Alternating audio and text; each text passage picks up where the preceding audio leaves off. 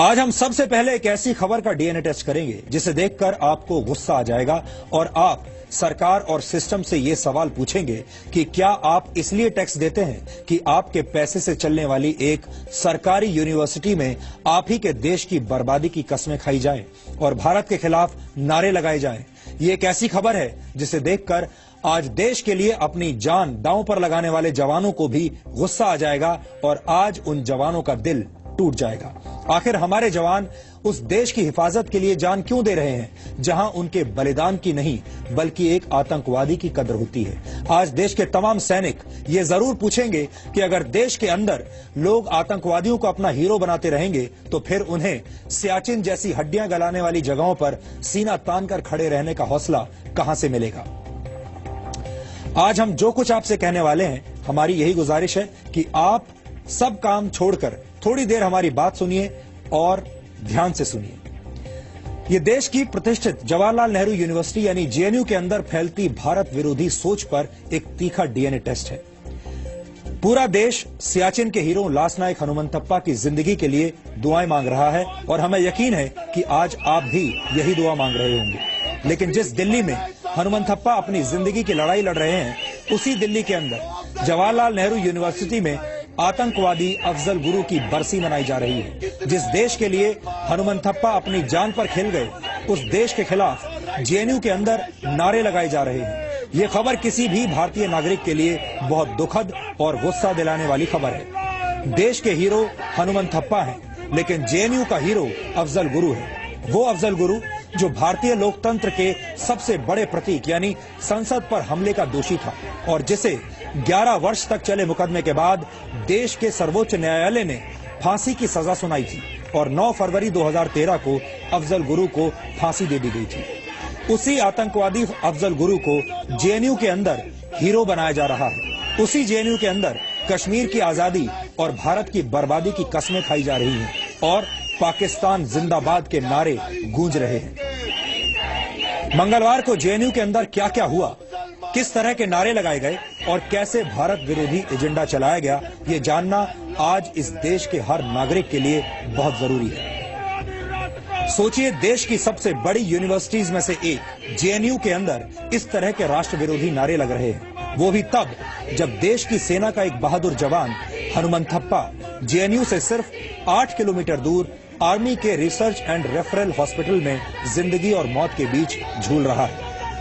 सियाचिन के इस जवान के लिए पूरा देश दुआएं मांग रहा है, लेकिन जेएनयू किसी और ही दुनिया में है। सोच का फर्क इतना ज्यादा और बड़ा है कि एक जवान जिसने देश से किसी सुख सुविधा की मांग नहीं की, वो देश की रक्षा के लिए अपना जिस्म गलाता रहा, और वहीं जेएनयू के छात्र जिन्होंने देश के लिए अब तक कुछ नहीं किया, वो देश के खिलाफ नारे लगा रहे हैं। देश की सब्सिडी पर पलने वाले इन लोगों में थोड़ी सी भी शर्म है तो उन्हें हनुमंतप्पा के लिए आज दुआएं करनी चाहिए थी। देश के हीरो हनुमंतप्पा कोमा में है, वो बहुत ही गंभीर हालत में है, लेकिन हमें लगता है कि जेएनयू की सोच ही कोमा में चली गई है। 9 फरवरी की शाम से लेकर देर रात तक जेएनयू के अंदर एक बड़ा ड्रामा हुआ और जी न्यूज के रिपोर्टर पवन नारा तब वहां पर मौजूद थे। आपको हमारी ये पूरी रिपोर्टिंग आज ध्यान से देखनी चाहिए ताकि आपको ये पता चले कि जनता के पैसे से चलने वाले संस्थान जेएनयू के अंदर किस तरह का राष्ट्र विरोधी एजेंडा चल रहा है। अफजल मारोगे, घर में अफजल रहता है। हक हमारा, आजादी रात को, आजादी अल्लाह मांगे, आजादी पुरुष भी मांगे, आजादी कश्मीर मांगे, आजादी। तो अफजल की हत्या नहीं सहेंगे, नहीं सहेंगे, नहीं सहेंगे।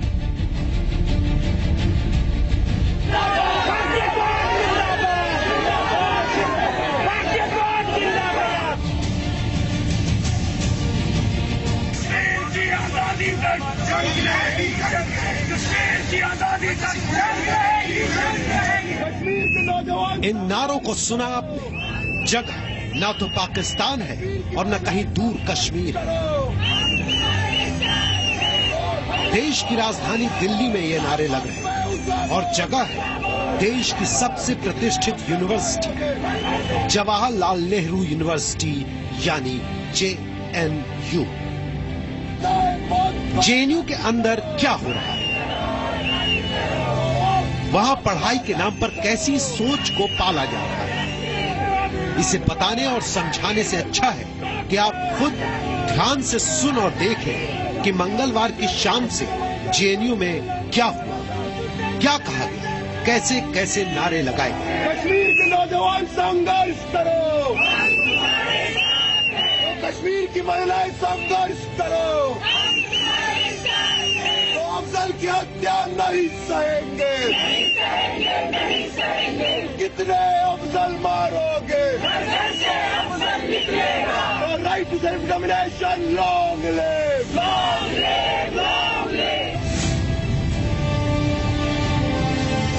पूरे देश के hero lance Naik Hanumanthappa है, लेकिन JNU का हीरो आतंकवादी अफजल गुरु है, जिसकी फांसी की बरसी JNU के अंदर मनाई गई और नारे लगे कश्मीर को भारत से अलग करने की, जिसकी रक्षा के लिए लांस नायक हनुमंत थप्पा ने अपना शरीर गला दिया, जिसकी रक्षा के लिए हनुमंत थप्पा के 9 साथियों ने अपना जिस्म गलाकर जान दे दी।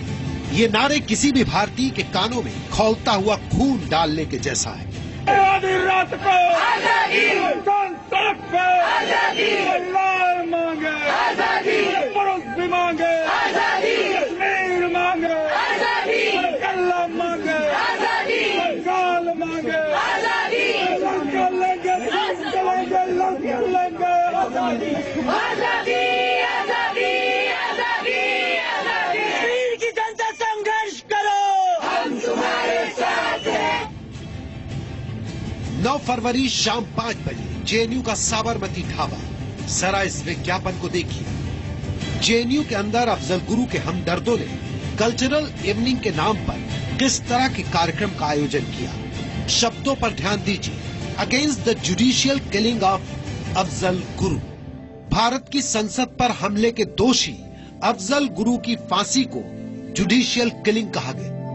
रातों रात JNU के अंदर ऐसे पोस्टर लगाकर कल शाम से नारे लगाए जाने लगे। क्या चाहते आजादी, अरे हम क्या चाहते आजादी, रात हमारा आजादी, अरे मिलकर बोलो आजादी, मकबूल वाले आजादी, अरे अफजल वाले आजादी, तो तुम ना दोगे आजादी, तो लड़के लेंगे आजादी, अरे छीन के लेंगे आजादी। JNU में मंगलवार को छात्रों का एक गुट हाथों में अफजल गुरु के पोस्टर लेकर कश्मीर की आजादी और पाकिस्तान जिंदाबाद के नारे लगा रहा था।